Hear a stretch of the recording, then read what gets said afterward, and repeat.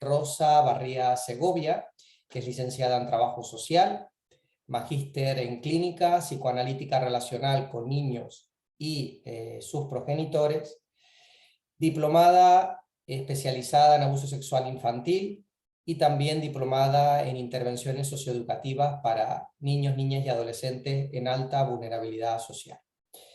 Ocupa un cargo en el Ministerio de Desarrollo Social y Familia como analista de la Unidad de Diseño de Programas en el Servicio Nacional de Protección Especializada a la Niñez y a la Adolescencia, conocido como CENAME, en Chile.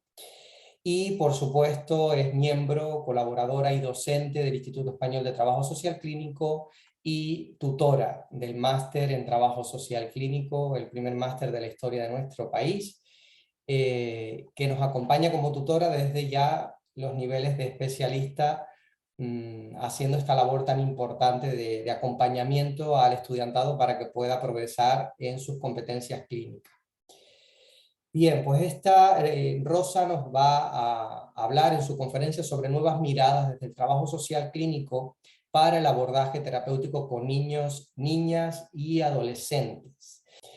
Pues sin más, les dejo en muy buenas manos. Rosa, cuando desees, puedes compartir tu pantalla y comenzar tu intervención. Super. Gracias, Jonathan. Bueno, primero que todo, saludarles, decirles que me enorgullece mucho estar acá, porque a pesar de que el gran precursor es Jonathan, yo me siento muy parte de esta historia, ¿no?, que hemos construido hoy entre todas y todos los que estamos acá presentes, así que también muy feliz de estar hoy día, ¿no?, en este ciclo de conferencias y también de nuevo haciendo ahí parte de esta historia, ¿no?, ya con este hito que es el máster. Así que nada, voy ahí a tratar de, de estar a la altura, ¿no?, de la ocasión. Y voy a compartir. Además, sumar que me acaba de llegar el libro hoy día, así que como que se me suma todo, mira. Ahí está. Así que ahí muy feliz también de ya poder leerlo y también compartirlo, replicarlo en los distintos espacios en los que al menos yo tengo la oportunidad de compartir con otras y otros colegas, así que muy feliz. Y eso, un poco como para introducir, hoy día decidí dedicar esta conferencia 100% a lo mío, ¿no?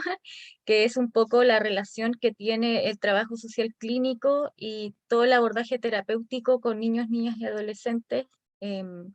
Como les decía Jonathan en un comienzo, es lo que he hecho durante toda mi carrera profesional como trabajadora social. A lo largo de mi experiencia, ¿no?, y hasta el día de hoy en los distintos espacios, tanto docentes como en la práctica misma del ejercicio del trabajo social, en todos los lugares en que me desempeño y desarrollo, estos dos elementos están ahí siempre eh, dialogando. Entonces hoy día dije, uno no siempre tiene la oportunidad de hablar de 100% lo que uno le llega, ¿no?, lo que uno le llama, y dije, esta es mi oportunidad y esa es como hoy día mi presentación, ¿ya? Así que espero de todas maneras que les guste y podamos ahí discutir también y conversar acerca de esto. Lo primero que les quería como comentar y a modo introductorio, ¿no?, es un poco decir que la relación entre el trabajo social y la niñez no es para nada algo nuevo.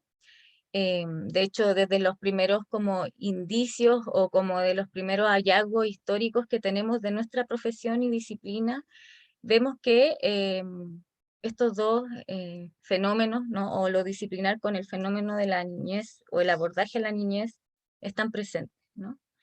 Y desde ahí el antecedente más inmediato se encuentra, según los distintos como recorridos históricos, en el Reino Unido, ¿cierto?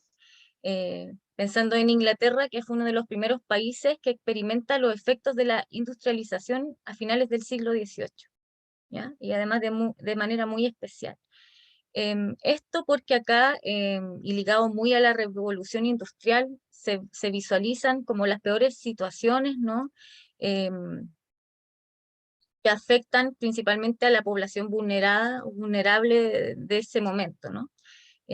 Como ejemplo, 13 horas de trabajo diarias, los 7 días de la semana, que desempeñaban hombres, mujeres y hasta niños de 5 años eran azotados si se dormían, ¿ya?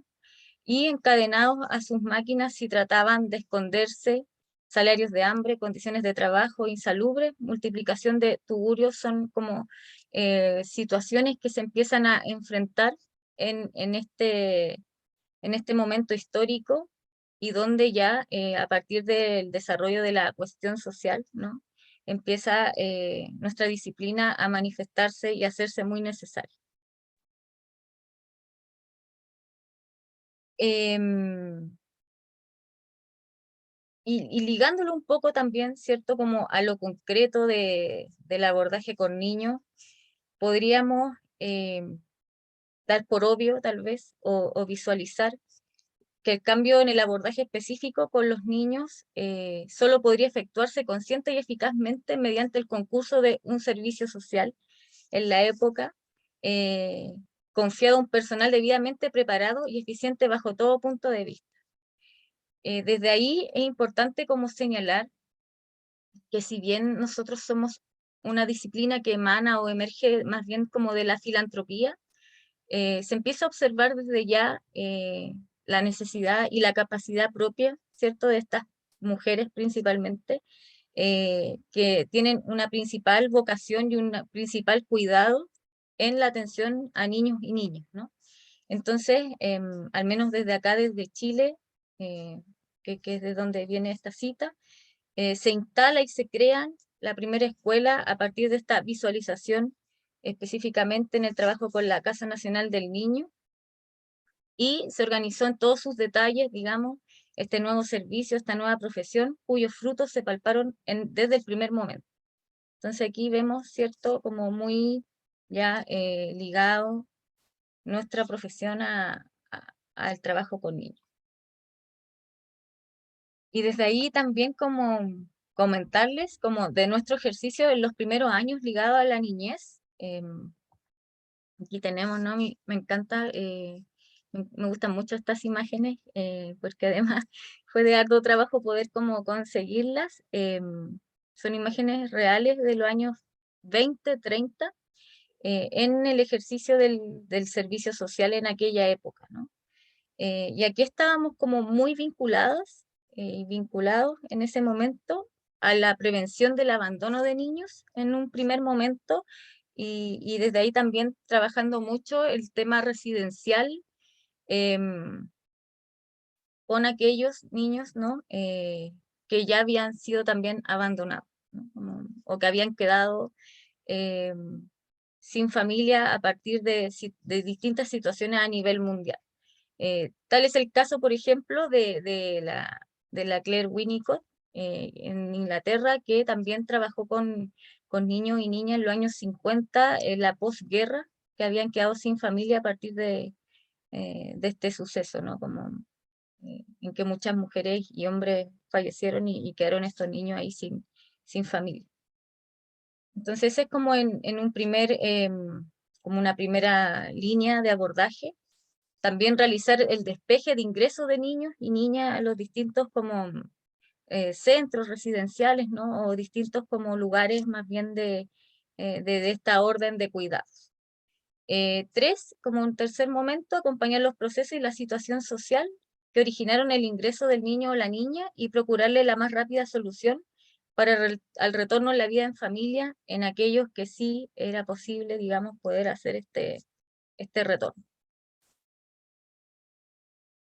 También acá, en los casos en que no era posible como el retorno al hogar familiar o al hogar como con la familia de origen, realizar como gestiones pertinentes para la adopción o facilitar esos procesos, ¿no?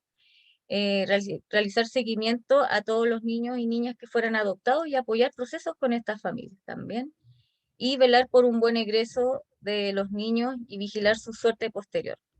En el ámbito más bien como proteccional, podríamos llamar, estuvo como ligado como a esas como funciones, ¿no? Y también en estas funciones muy ligado también lo sanitario, de niños y niñas que por distintos motivos también eh, terminaban, digamos, siendo cuidados en hospitales o en distintos como espacios de esa orden. De hecho, esta foto que le comparto acá es de una visitadora social en una inspección sanitaria de corte escolar, ¿ya? Así que ahí también como ligado a todo esto educativo, sanitario, ya podríamos decirle enfermería, que ahí también muy vinculado. Desde ahí, ¿no? Tenemos que, al realizar una labor de educación sanitaria o en la labor más psicosocioeducativa, las asistentes sociales en este tiempo cumplen con un principio fundamental del servicio social, la cual es la defensa de la vida humana. Y también otras autoras refieren que la intervención de la asistente social de la época, digamos, ¿no? Como una manera de corregir y sanear las falencias de un sistema rígido e impersonal, ¿no? Em, como no está como que se menciona esta intervención, ¿no? Que no permite evidenciar los problemas que ocurren al interior del seno familiar. Entonces, acá, ¿qué hace esta disciplina o nuestra profesión? Logra penetrar la intimidad de la familia al poder ingresar a los espacios más íntimos de esta y se convierte en un agente efectivo de cambio respecto también del trabajo y el abordaje con familia. Y desde ahí, lo que se refiere es que las asistentes sociales no son policías, no agreden ni imponen, sino más bien persuaden y utilizan hábil y sutilmente los dispositivos del Estado moderno. Eso es como lo que empieza también a visualizarse de esta disciplina que todavía me parece oír por ahí como que se nos vincula mucho como a esa habilidad o esa posibilidad de poder como ingresar a espacios, ¿cierto? Más de círculo íntimo de las personas, como algo muy propio de nuestra disciplina.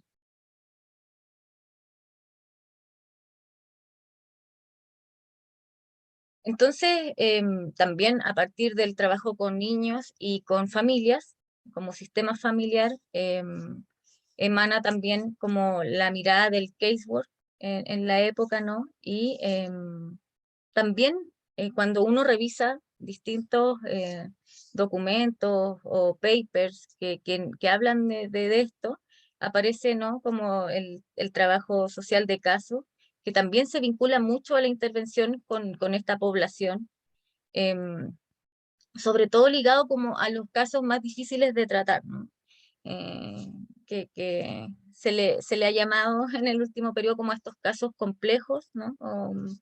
O que tienen más como de larga data de tratamiento y desde ahí también vinculada a la disciplina también relacionada o vinculada al abordaje de las vulneraciones de derechos, ¿no?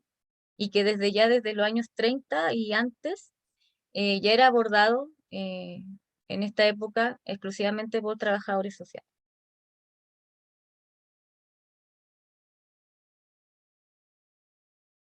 Entonces, cuando también aquí uno empieza a mirar como el recorrido histórico en la primera, digamos, mitad del siglo XX, se visualizan en distintas corrientes, países, realidades, el fortalecimiento del trabajo social en el abordaje de la entrevista clínica, la observación clínica, la intervención en crisis, la visita domiciliaria y la terapia familiar.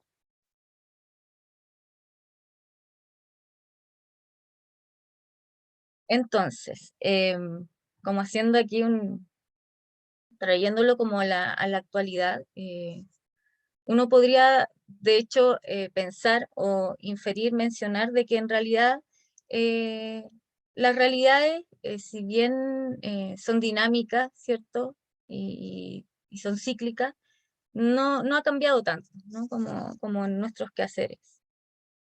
Sin embargo, hoy día hay una necesidad o tal vez como una, como esto también muy ligado a nuestro instituto, ¿cierto? De poder poner nuestro lugar, ¿no? En estas también disposiciones y sobre todo pensando eh, en el trabajo con niños y niñas. Yo pude ver en el chat que hay personas de distintos países y he aprendido muy bien en este tiempo que cada uno tenemos nuestras distintas como realidades, pero al menos en Chile y sé que también en España, el poder posicionar esta especialidad del quehacer clínico del trabajo social ha sido una lucha muy antiopresiva, ¿ya? Llevándolo como a nuestras prácticas contemporáneas. Y desde ahí, sobre todo, y también sé que en los otros espacios, pero sobre todo en el trabajo con la niñez, pensando en que, al menos acá, estoy hablando del contexto mío local, está muy ligado, por ejemplo, el tratamiento o el abordaje terapéutico con un niño o una niña a la psicología, por ejemplo, o al abordaje más psicosocial, donde hay ciertas como definiciones propias a cada disciplina. Lo que ha llevado a mucha opresión y, por qué no decirlo también, algo de discriminación respecto de la labor de nuestro trabajo social. Y por eso también la necesidad hoy día de poder traer esto y un poco comentar de que esto ha sido un desarrollo con esta población histórica, ¿no? Entonces acá también pensando un horizonte normativo de la práctica clínica en el trabajo social, es que lo quiero también situar desde 4 lugares. Uno que tiene que ver con, eh, aunque hacer ya una práctica, ¿no? Específica, especializada, posgraduada y muy consciente también, éticamente y responsablemente consciente de ese quehacer. Donde claramente estamos situados, ¿no? En contextos históricos, donde cada una de nosotras y nosotros estamos ahí en esa validación, ¿no?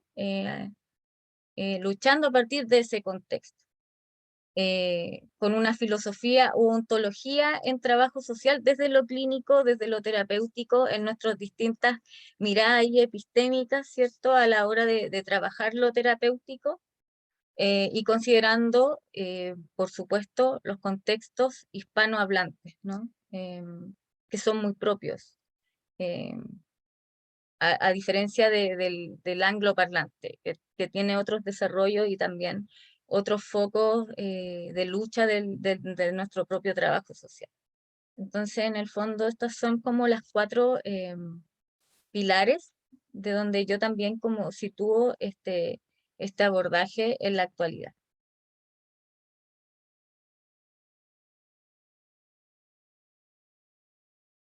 ¿Qué sucede hoy día también al mirar como el trabajo con niños, con niñas en nuestros distintos contextos y realidades, y que ha sido también muy visualizado por distintos autores, es que en la actualidad el modo de abordar las problemáticas, ¿no? de niños, niñas y adolescentes ha sido limitada por cuanto carece de sus múltiples aristas y además es fragmentada, ¿no? Como les decía antes, es fragmentada en cuanto a la definición de roles del quehacer en el proceso terapéutico, es limitada o es fragmentada, digamos, en cuanto se parcializa o se fragmenta según como la temática o la problemática asociada a la derivación, por ejemplo, de ese niño o esa niña, ya sea el abuso sexual, ¿no? O un niño o una niña en situación de calle, o un niño o una niña que es infractor o infractora de ley, etcétera, ¿cierto? Y en sus múltiples fenómenos, en las múltiples dificultades que se puedan presentar en cuanto a la vida de ese niño o esa niña. Entonces, un poco qué sucede cuando esto pasa o lo que está pasando hoy, es que las intervenciones o los trabajos, la práctica clínica, la práctica terapéutica se parcializa y tenemos por un lado la sobreintervención de una familia, de un contexto familiar o de ese niño, esa niña, derivado en múltiples, ¿cierto? Programas o sistemas de política pública en que el niño puede ser ahí tratado junto a su familia, ya sea desde la salud, desde lo más proteccional, lo judicial, y ahí se mueve en distintos como lugares donde además también se ha podido constatar que tienden a haber a veces, a partir de un caso en específico, harta rivalidad o algunas rivalidades, ¿no? Como de, pero en realidad esta familia se vincula mejor conmigo, o yo vi más al niño que tú, ¿no? O yo lo abordo mejor, y como ese tipo de roces a partir de las múltiples como intervenciones o los múltiples programas que ahí están interviniendo, trabajando con este sistema familiar.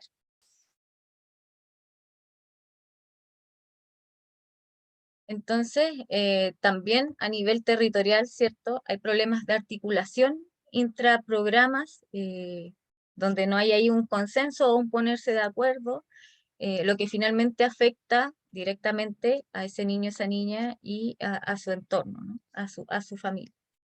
Y conflictos también podrían aquí también emanar con otros actores del territorio que más bien debiesen ser aliados, aliadas de nuestros procesos y no lo contrario. Entonces, aquí tenemos cierto contexto además de en que se ha dado ya sea la negligencia por omisión o la desprotección, ¿cierto? El maltrato y la imposibilidad de ese niño, esa niña, de poder manifestar y resignificar su dolor a partir de lo que ha vivido. Entonces, ¿qué les quería proponer yo hoy? O, o desde dónde quería enfatizar o mirar también, pensando también en nuestra disciplina y en cómo hemos ido evolucionando y aportando a lo largo de nuestra historia, el concepto de polivictimización. ¿Ya? Ese es como hoy día un concepto, una propuesta, como dice ahí el enunciado. La polivictimización definida como la experiencia de múltiples formas de victimización o violencia interpersonal a lo largo de la niñez y la adolescencia. ¿Ya? ¿Por qué? ¿Por qué sería relevante? Primero, porque la polivictimización en sí misma tiene consecuencias muy negativas. Yo creo que todas y todos ustedes conocen muy bien que están ligados a nivel emocional, a nivel físico y a nivel social, ¿no? Y que son de largo plazo, pero también de mediano plazo. Entonces, nos ha pasado que cuando hemos trabajado con niños, con niñas durante un periodo medio de tiempo, hemos visto cómo estas afectaciones, ¿cierto?, empiezan a afectar y a generar ese malestar psicosocial muy evidente. Igual, no solo con el niño y la niña, sino también como en su sistema.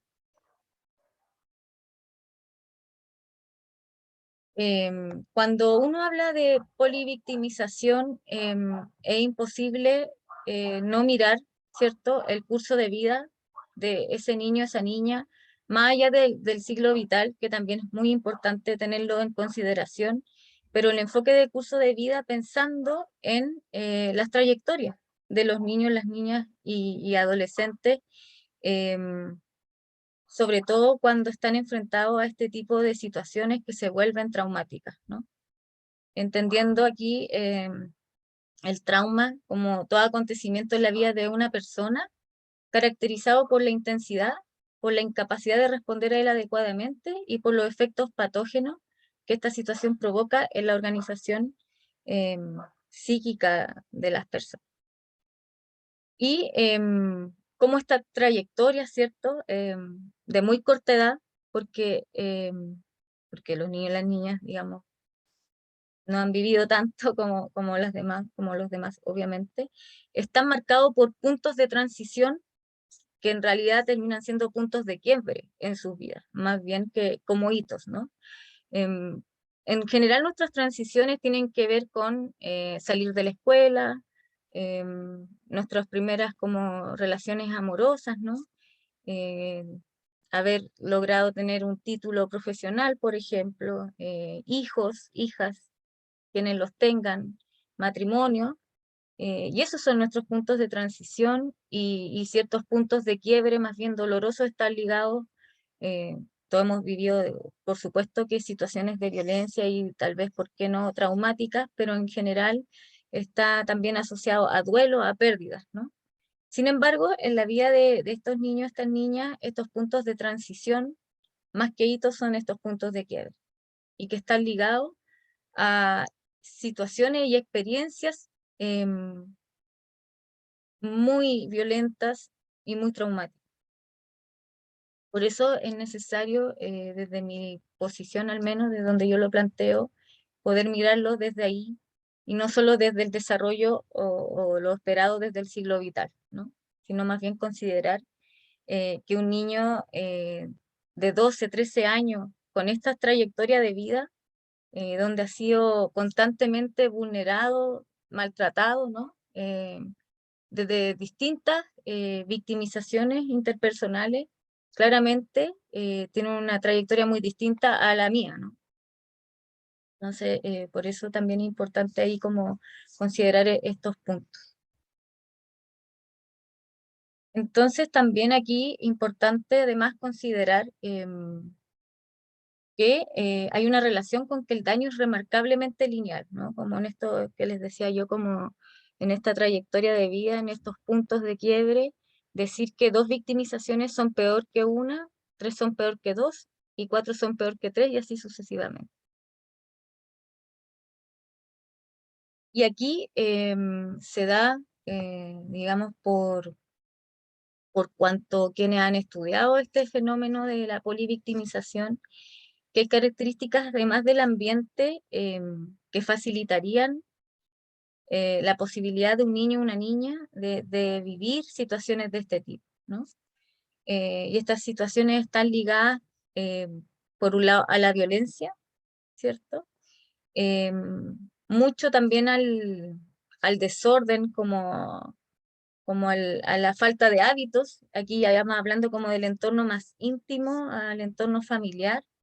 El hacinamiento también propicia mucho, lamentablemente, este tipo de vivencias.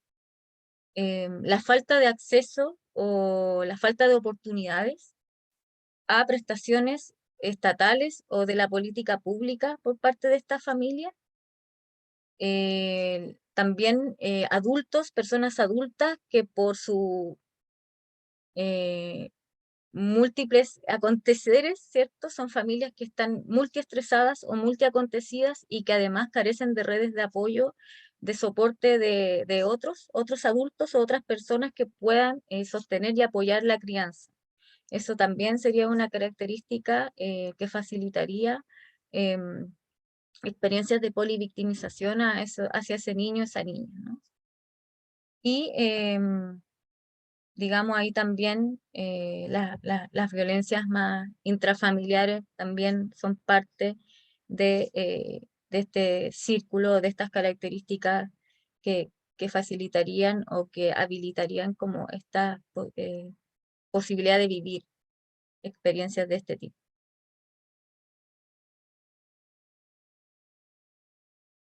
Entonces, cuando uno habla de este tipo de situaciones o vivencias de polivictimización, de trauma, cómo no traer también la noción de trauma complejo, ¿no? Y aquí podemos señalar, ¿cierto?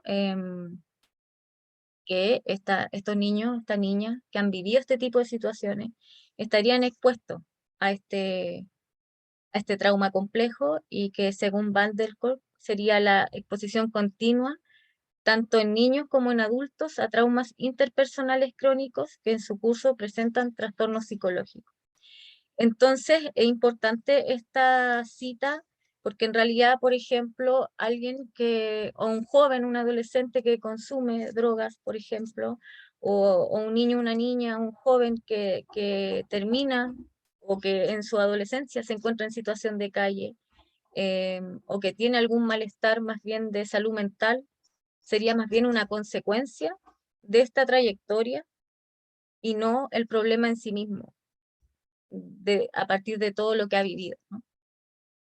Entonces, ahí también importante compartirles que el trauma complejo, al menos desde mi posición y desde mi formación y desde lo que me hace sentido, para mí tiene que ser comprendido desde una perspectiva relacional, ¿ya? ¿Qué quiere decir esto? Considerando que ocurre en un contexto intersubjetivo y en relación con otros y otras personas. Entonces, eso es lo que media en mi ambiente, ¿cierto? En mis relaciones, en mis afectos más tempranos, o en mis vínculos, en mis soportes relacionales más tempranos, y que ocurre también, a mi modo de ver, en relación con otros y otras.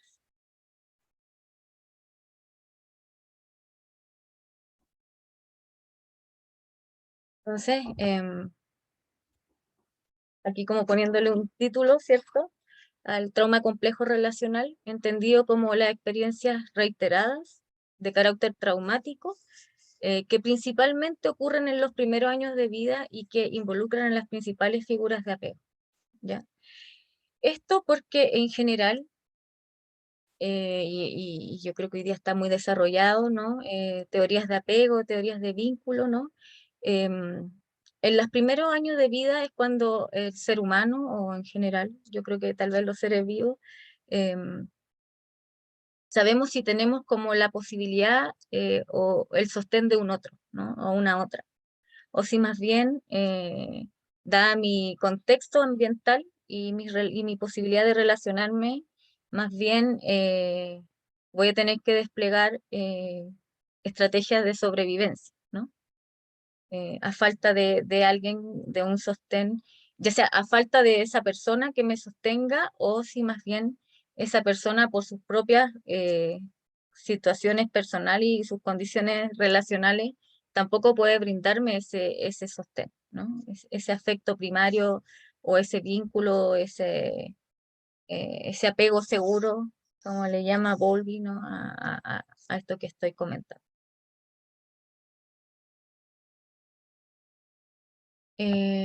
Entonces, desde esta perspectiva relacional, eh, que como les decía yo, ¿no?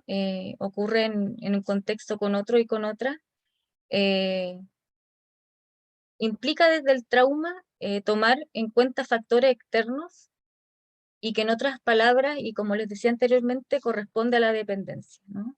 Y cuando uno lo piensa en niños y niñas, ¿qué más dependencia y qué más fragilidad que esa etapa de vida, ¿no? Como, eh, no es que un niño o una niña quiera, o un adolescente vivir cierta experiencia, es que depende de otros. O sea, todos dependemos igual de otros, de otras, pero principalmente acá la dependencia es relacional y también es de sobrevivencia, ¿no?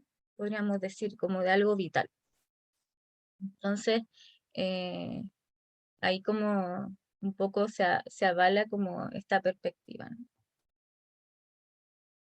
¿Y qué implica, por ejemplo, desde el ámbito familiar o pensando en nuestro sistema familiar?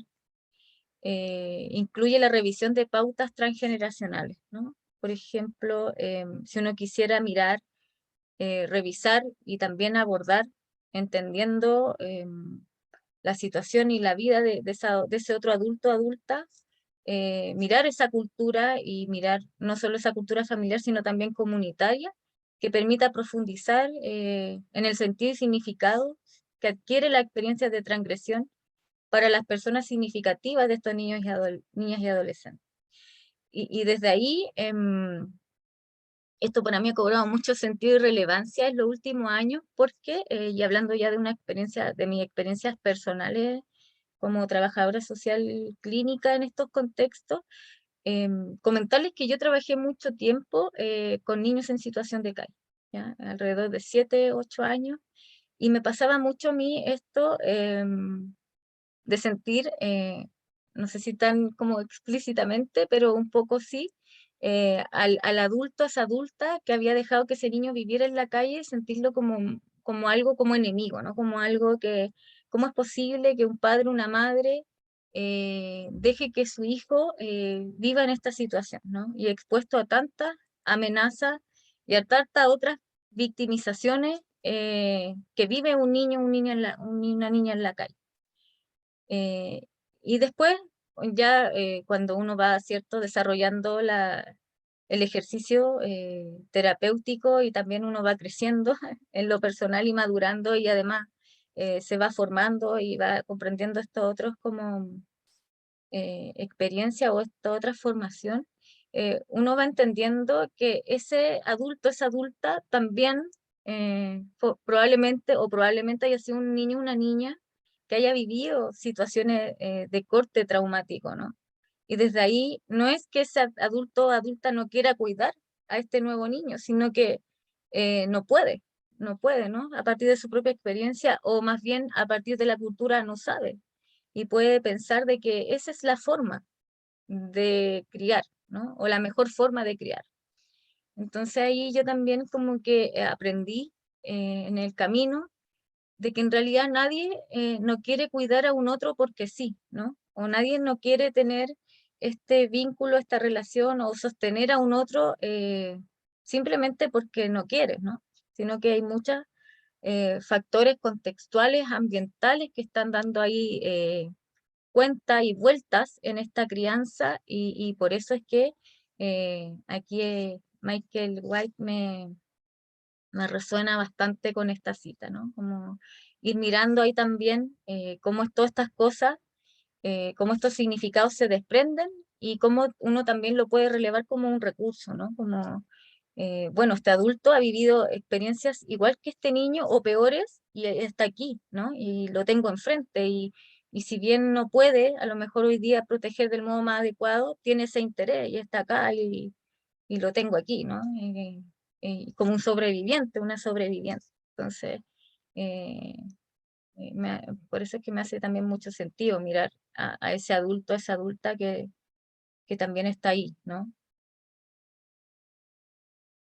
Y esto, por supuesto, en un contexto intersubjetivo, hay una autora que a mí me gusta mucho que se llama Donna Orange, que ya habla que el contexto intersubjetivo, que es el espacio terapéutico con un otro, una otra o otros, debe ser lo más parecido a un hogar. Pero este hogar tiene que tener características de un hogar relacional. Entonces, ¿qué pienso yo cuando pienso en un hogar? En algo cálido, ¿no? En algo donde yo me siento confortada, donde me siento en paz, donde puedo un poco descansar. Entonces, este contexto intersubjetivo debiera ser lo más parecido a eso en este hogar relacional, porque como terapeuta yo debiera brindar o facilitar a ese niño, esa niña y también a esta adulta, a este adulto que está presente, ¿no? Que está presente ahí, eh, disponible para poder trabajar en pos de mejorar la vida de este niño o esta niña. Y transversalmente también tener como ahí consideraciones como la práctica informada por el trauma, que es muy propia también de nuestra disciplina, la ha desarrollado ahí muy bien la Jill Levenson, que es colega, que es trabajadora social, y que tiene la práctica informada por el trauma de distinta a otras como teorías o modos de pensar lo traumático, de intervenir el trauma, es que a diferencia de otros como modelos o terapias, no trata como procesualmente o interventivamente el trauma en sí, sino más bien a lo que nos llama es a incorporar como terapeutas, como profesionales, como trabajadores sociales clínicos, una comprensión acerca de la frecuencia y de los efectos de la adversidad temprana en el funcionamiento psicosocial a lo largo del siglo vital. Entonces, un poco comprender, ¿no? Esto que a mí me costó años de entender, que en realidad todas las personas han vivido o todas las personas con las que nos vinculamos en estos espacios, ¿cierto?, tan adversos, han vivido situaciones de devenir traumático y que en realidad yo debiese tener la posición de comprender y entender ese contexto, ¿no? Entonces, lo que dice aquí Levenson es que la práctica informada por el trauma trabaja en los problemas que se presentan en el contexto de las experiencias traumáticas, ¿cierto? Donde se reconoce sus vivencias y las de la familia de los niños y las niñas de tener que enfrentar las adversidades tempranamente. Entonces, más bien podríamos decir que más que un modelo terapéutico, esto podría ser una filosofía, ¿no? Como una filosofía de trabajo del o la trabajadora social que enfrenta o que debe trabajar con este tipo de fenómenos, tan adversos también para el propio profesional. Y tiene como principios básicos la seguridad, la confianza, la colaboración, la elección y la potenciación del otro o la otra u otros que tengamos ahí enfrente. Entonces, en realidad, a través de una intervención que ofrezca dinámicas interpersonales saludables en la relación de ayuda, es como yo podría estar ejerciendo esta práctica informada por el trauma. Hay bastante desarrollo, sobre todo como en el mundo angloparlante.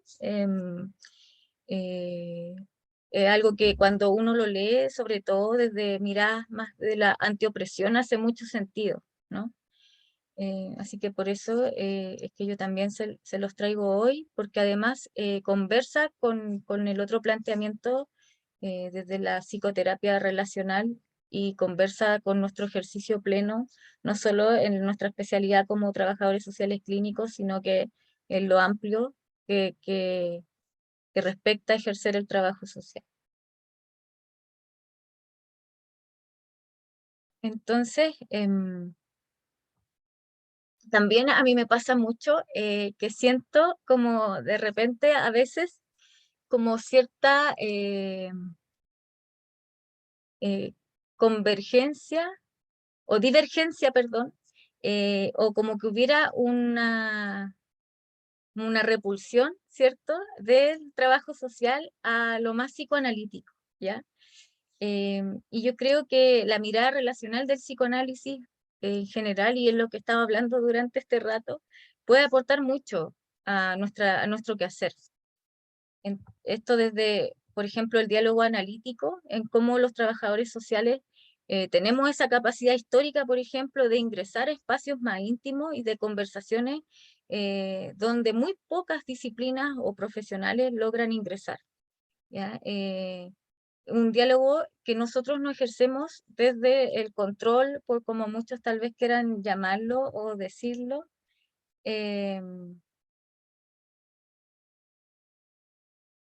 pero vi el chat y me distraje, perdón.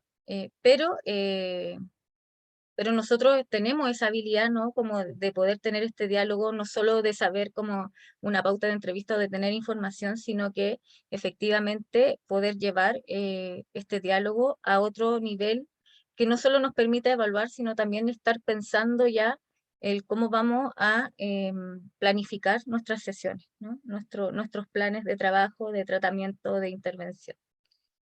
Y además, también desde la mirada relacional, tenemos un rol de facilitador innato, facilitadores innatos, a la hora también de no solo de pensar el sistema familiar o del trabajo con ese niño, esa niña, sino también si lo miramos en un macro, ¿no? Como del sistema que rodea por ejemplo, el intersector u otros programas o los territorios con los que nosotros trabajamos, ahí también nosotros ejercemos roles muy relevantes, siempre pensando en lo mejor para nuestras poblaciones o con quienes trabajamos.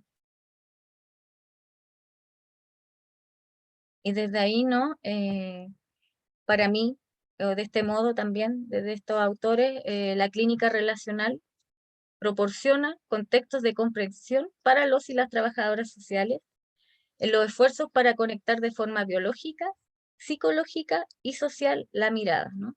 Y así ampliar las concepciones de la persona y el medio ambiente y profundizar en la apreciación de los procesos interactivos en sistemas múltiples niveles. Entonces aquí también tenemos este alcance. Y para mí, y también desde mi mirada relacional psicoanalítica, la relación para mí es un factor central. Sé que también desde la sistémica es así, tal vez desde todos los enfoques, pero para mí es central por cuanto las personas no son un objeto de observación neutra, ¿no? Y yo creo que también nosotros como trabajadores sociales clínicos lo sabemos muy bien. Y desde ahí el contacto con estas personas genera reacciones emocionales intensas, por lo que la neutralidad es imposible. Y desde allí nuestras respuestas deberían ser siempre el resultado de haber tenido muy en cuenta este fenómeno y haberlo pensado. Y desde ahí como el tener esta conciencia de lo que nos genera esa vida, esa persona o ese relato o esa historia, esa sesión, nos aportan tener claras también nuestras limitaciones como terapeutas, ¿no? Esa persona del terapeuta, eh, que si bien a veces uno dice, no, yo Rosa, ¿no? Yo la terapeuta, la trabajadora social, nosotros tenemos que tener muy claro esta persona que está en este terapeuta, ¿no? Y desde ahí nuestras limitaciones y que a todas las personas a las que intentemos ayudar o de las cuales queramos ahí acompañar, ser un aporte, eh, también las pondremos en contacto con estas limitaciones, ¿no? También está ahí, está todo en juego, ¿no? Nuestras habilidades y nuestras debilidades. Yo digo siempre, mi habilidad, por ejemplo, el humor, para mí en sesiones es una habilidad muy grande, pero también que a veces soy muy desubicada, ¿no? Entonces, como ahí la habilidad y la limitación dando cuenta al mismo tiempo. Y entendiéndolo ahí como un sistema intersubjetivo, por ende, y que tiene una influencia mutua que es recíproca, ¿no? Eso que yo doy también lo recibo y desde ahí entiendo que la persona con la que trabajo me aporta tanto como yo a ella y que finalmente es ella la dueña y la experta de su vida. Y en realidad yo estoy ahí acompañando desde mi saber, desde mi expertise, claramente, eh, esa, esa solidez que tiene esa persona de su propia vida y los recursos que ella tiene.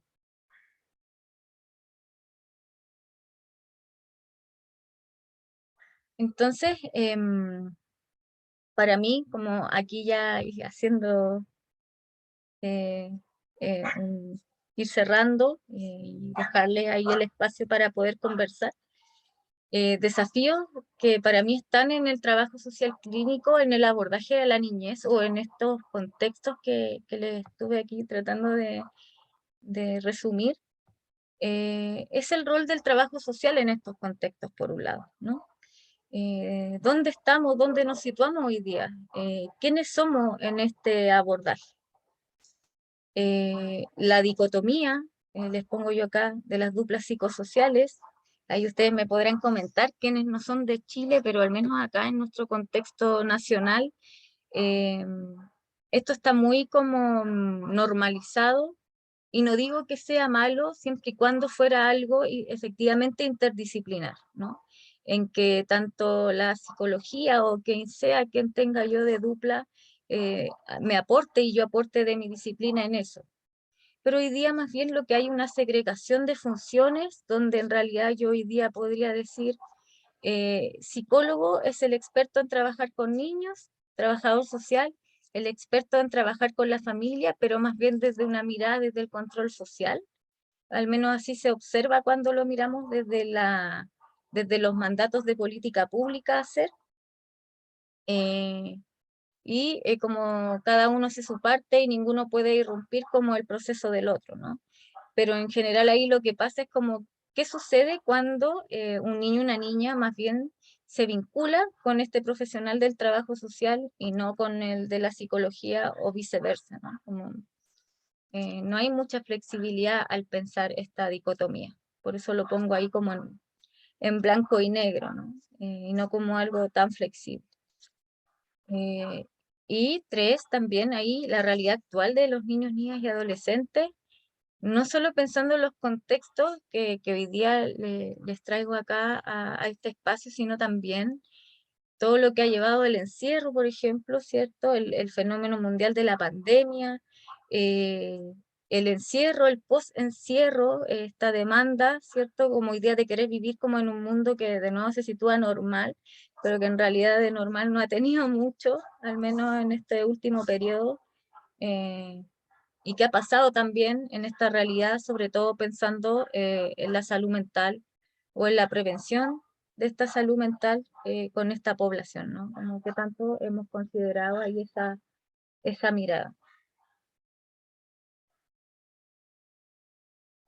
Y como reflexiones finales, es importante considerar siempre, no solo para el trabajo social, yo creo que en general quienes trabajamos con niñeces, con la niñez, la formación especializada, ¿no? Como yo sé que a veces cuesta mucho por tiempo, por la demanda que tiene el trabajar con esta población y también muchas veces, por qué no decirlo, por el ingreso que esto conlleva, como trabajar en estos ámbitos, a veces no nos da tanta renta como quisiéramos para poder financiarnos formaciones. Sin embargo, creo que es algo que debe estar instalado a nivel macro, como de política pública, ¿no? En la especialización de profesionales que trabajamos en estos ámbitos. En segundo punto, la psicologización, entre comillas, del trabajo con la niñez. Y esto no pensándolo como en esto de que sea malo que los psicólogos trabajen con niños, no, todo lo contrario, sino que más bien como esta patologización o esta demasiada como hegemonización de la psicología al pensar procesos de terapia, ¿no? Con niños y con niñas. O pensando como los métodos más clásicos de tratamiento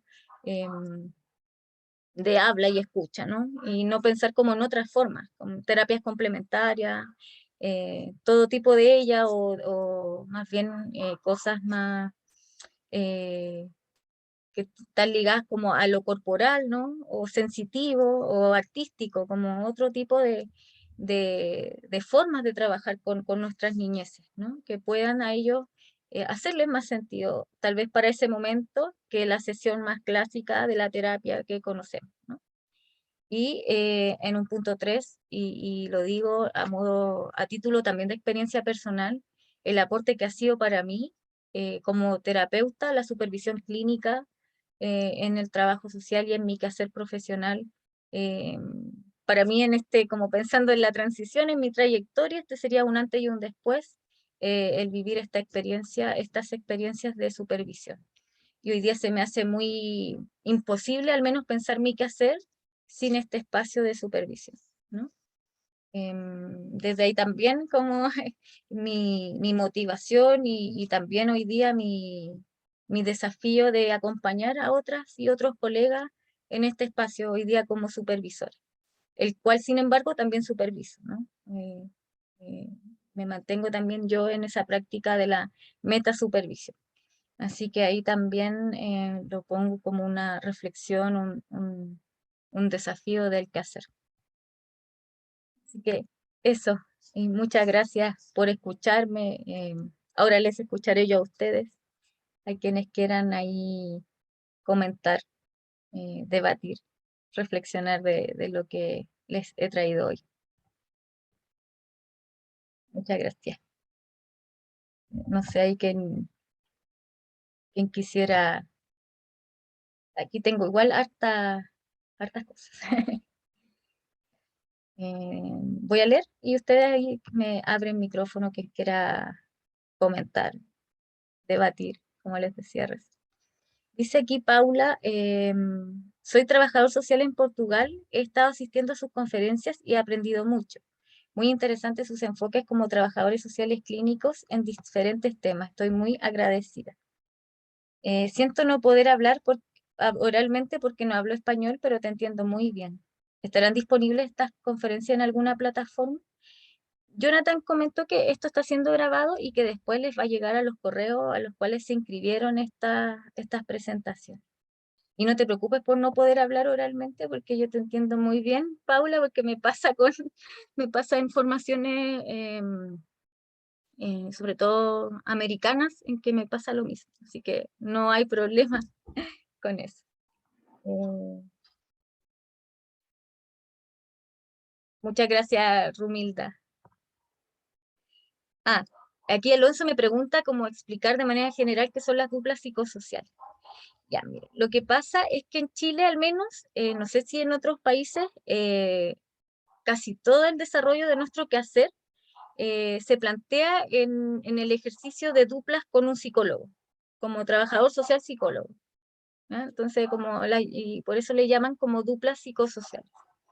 Eh, entonces, como que no hay una forma de mirar como el ejercicio propio de cada disciplina o en coterapia, que sería algo más parejo, ¿no? Sino más bien estas duplas psicosociales lo que hacen es definir ciertas funciones, labores específicas a cada profesión, ¿ya? Y que en general tienen que ver con la división del quehacer con distintos uno podría decir, personas con las que tenemos que trabajar. Por eso les daba el ejemplo del niño, la familia, por ejemplo.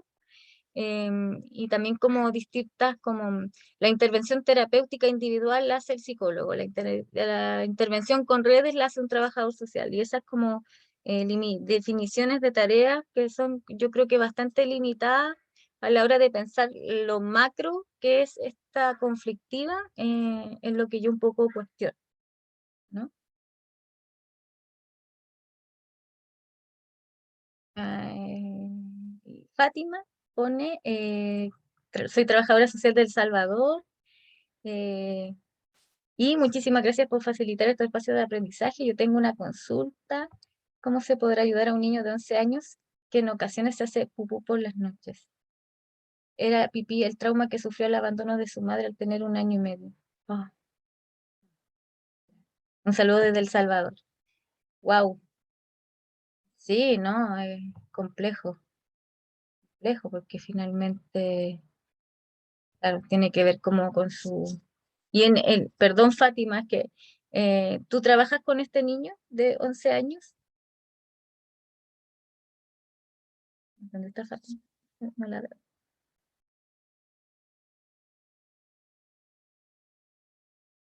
No sé dónde está. Acá está Fátima. Ah, es su hija. Ya, perfecto. Sí, claro, es que ahí habría que efectivamente realizar ya un proceso más eh, terapéutico, ¿no? Como que llegar y abordarlo así tan superficialmente es complejo, pero claramente está ligado a esto que tú mencionas.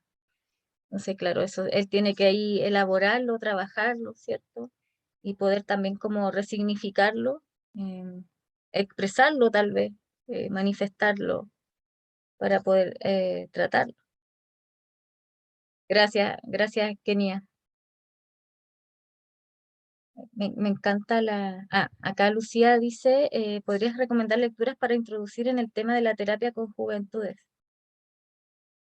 Miren, ahora sí como pensarlo así como rápidamente, no sé si puedo tanto, pero lo que puedo hacer es enviarle a Jonathan ahí un listado y para que él se los pueda compartir en conjunto a las sesiones, y lo puedan tener también como eso, esos textos, ¿no? Y también Rodrigo también les va a comentar de un ámbito similar, pero no igual, así que sí es que ahí también podemos juntos enviar un compilado de bibliografía sugerida para poder como mirar estos fenómenos, ¿no? Así que súper, no sé quién quiera ahí comentar, decir algo, no sé. A mí me emociona mucho este espacio porque vemos muchas personas de muchos lugares, ¿no? Y eso siempre ahí se agradece, como compartir con otras personas de otros lugares.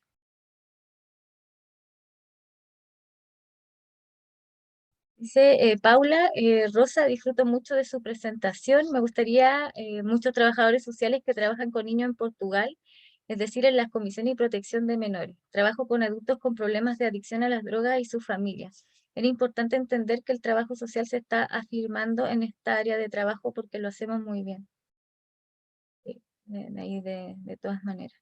Y también otras cosas que emanan en este tipo como de trabajo es que yo creo que no muchos, o no digo que nadie, pero no son tantos tampoco los que quieren dedicarse a trabajar con esto, ¿no? Como que hay realidades que son más, no sé si más fáciles, pero más llevables o más abordables que este tipo de situaciones que hemos estado conversando, ¿no?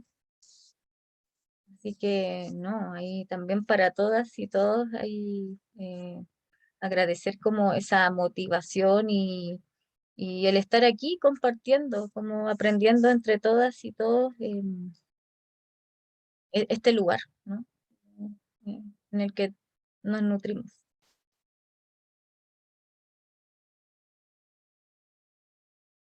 Tengo acá, somos profesionales muy completos y pragmáticos. Y acá Ramón dice, lamentablemente cada vez menos trabajadores sociales en mejor niñez. Han sido reemplazados por técnicos sociales a los que se les paga la mitad de un sueldo profesional. Bueno, Ramón, veo que tú eres acá, somos compatriotas. eh, y efectivamente sí, algo que ha estado pasando a partir también de los lineamientos de Sename, ¿cierto? Y que esperamos poder terminar lo antes posible, apenas también esté saliendo todos los nuevos programas que se están pensando en el servicio, ¿no? Pero yo también lo comparto, así como lo que tú dices. Dice Digna, en mi contexto de educación superior Chile, el trabajo social sigue muy ligado a bienestar respecto de beneficios. En la dupla psicosocial, la psicóloga sigue siendo mejor remunerada. Eso es algo que también sucede. Creo que el trabajo social clínico y el posicionamiento de nuestro quehacer profesional podemos, ay, se me perdió. Posicionamiento de nuestro quehacer profesional podemos ir relevando nuestro rol, de todas maneras. Eso es ético. Ramón, mira, eso no es ético, pero lamentablemente eh, la ley, la formación, y más bien yo diría por el lado de lo educativo, lo han propiciado.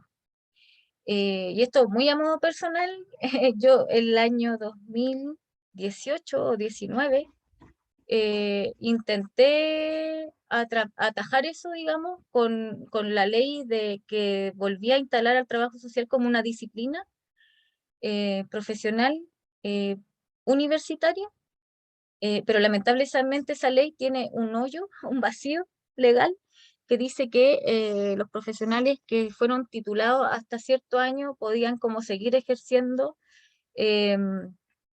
la profesión. Y desde ahí un poco se agarraron ciertas instituciones para seguir haciendo estas contrataciones.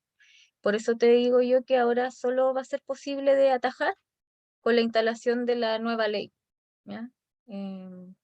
Entonces, mientras el sistema siga funcionando con la niñez, con lo que está hoy día, eh, yo no comparto que sea ético, pero lamentablemente, legalmente, es posible. Entonces, como este país, no sé cómo será el de los demás, pero al menos este país es muy legalista, todo lo que es legal es permitido, ¿no? Como que la legalidad está por sobre lo ético, creo yo que en Chile. Y eso es lamentable. Aquí dice Jorge, gracias por compartir de su experiencia y trabajo realizado con niños, niñas y adolescentes en El Salvador. Se están teniendo grandes avances en relación al trabajo social clínico y también programa en beneficio de la niñez y adolescencia. Sí, de Salvador yo he tenido hartas noticias y se ve cómo han avanzado, ¿no? Cómo están ahí formándose y tomando posicionamiento. Así que ahí también eh, muchas felicitaciones por ese gran trabajo que están haciendo. em, y feliz también de que podamos ir construyendo entre todas y todos este, esta especialidad, ¿no? Como irla fortaleciendo, más que nada. Carmen dice, hola, ¿se puede delimitar y clarificar la tipología de terapia desde el trabajo social con respecto a la de la psicología? Mira, yo estaba justo hojeando el libro de Jonathan, que me llegó justo antes de empezar la conferencia, unos minutos antes lo había estado leyendo, y claro, bueno, en el libro sale claro, pero efectivamente hay delimitaciones, primero, porque somos disciplinas distintas, tenemos focos diferentes. Nosotros como trabajadores sociales tenemos focos en las relaciones, ¿cierto? En lo contextual y en lo que rodea a la persona y a la problemática que le afecta o por la cual llega a nuestro espacio, ¿no? En cambio, la psicología tiene focos más como en lo intrapsíquico de esa persona, ¿no? Como en la afectación más interna. Eh, Paula, o sea, sí, dice, ¿está publicado tu trabajo donde podemos encontrar artículos o libros? Sí, yo tengo justamente publicado este artículo que habla de esto y se los voy a sumar aquí se lo voy a enviar a Jonathan para que cuando él pueda enviar esta presentación también aquí les comparta eso y otras cositas que se me puedan ocurrir para que ustedes puedan aquí también tener y puedan leer si es que gustan del tema, ¿no? Así que efectivamente tengo publicado este trabajo en un artículo, esto que les traje hoy día. No todo, pero la gran parte está publicada en ese artículo. Así que también se los puedo compartir. No sé si alguien más tenga dudas, preguntas, consultas. La verdad es que habemos 64 personas y lo encuentro muy guau. Así que también gracias por eso, por el interés ahí de compartir.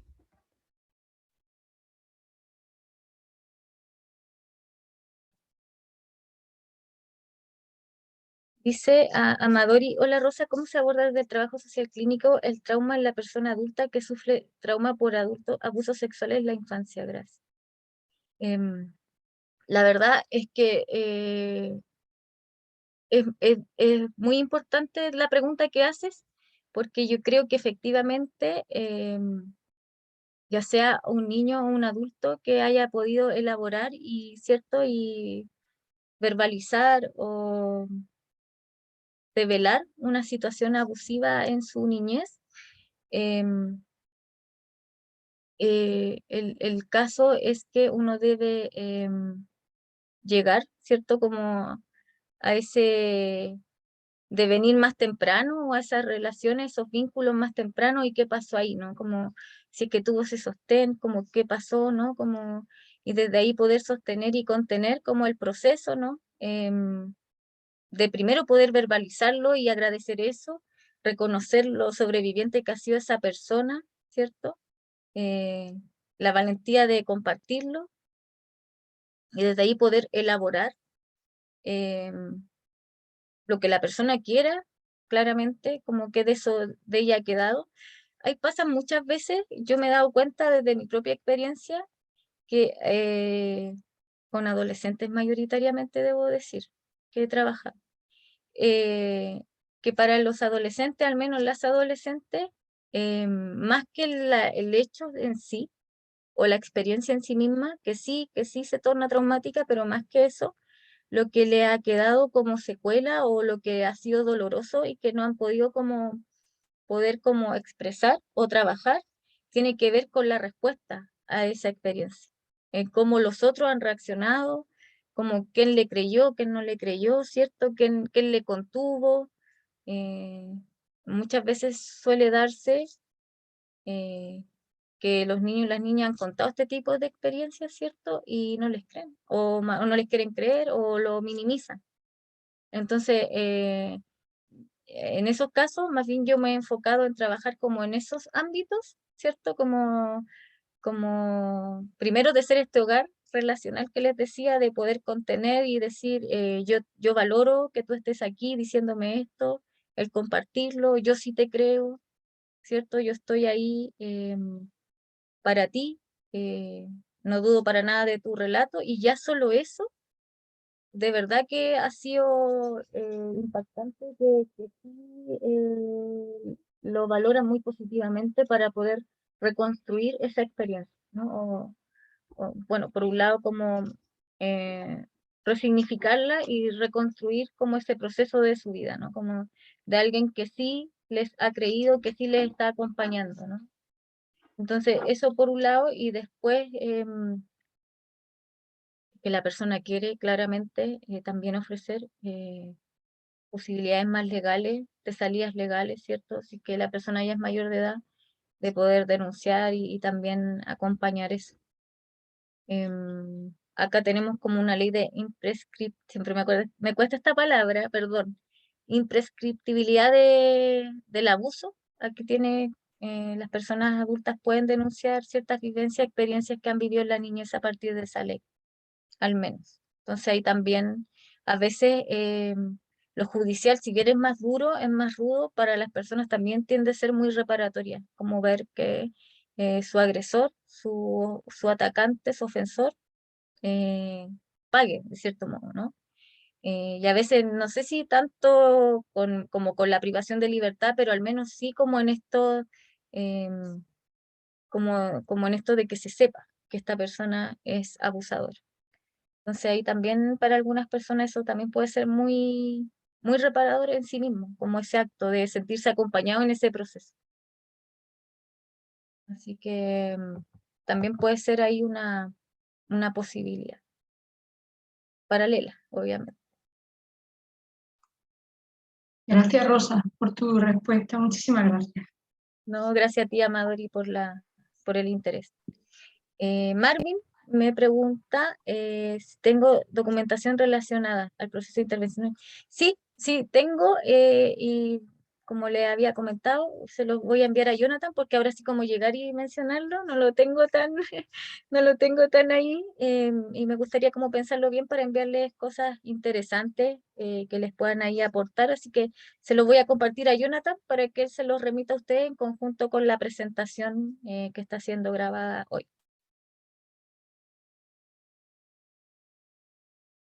Natalia dice, la organización de la experiencia de esa persona es crucial, desde esa relación terapéutica que de por sí ya repara, basada en el respeto, empatía, validación. Entendiendo el trauma complejo en un contexto relacional, tenemos un tremendo rol de reconstrucción de un vínculo sano, tal cual Natalia. Eso, eh, Natalia ahí ha resumido un poco también la propuesta, ¿no? Eh, como la experiencia finalmente de esto que dice la colega de reconstruir una experiencia relacional, lo más bien tratante y lo más sana posible, como que como personas y terapeutas podamos brindarle a esa persona, ¿no? Como una nueva posibilidad, que es un poco también lo que a veces yo emano allá como a nivel más macro del trabajo con los niños, al menos acá en Chile.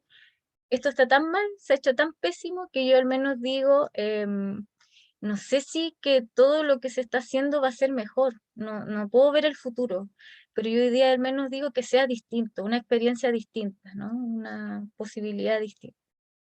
Que está cruzada además por muchas como cosas, ¿no? Entre medio propios de nuestra realidad nacional, pero que al menos poder brindar un soporte diferente, ¿no? Así que también cariño, Natalia. Que eso en realidad. Miren, se me ha pasado la hora y media volando, la verdad, son las 12:27.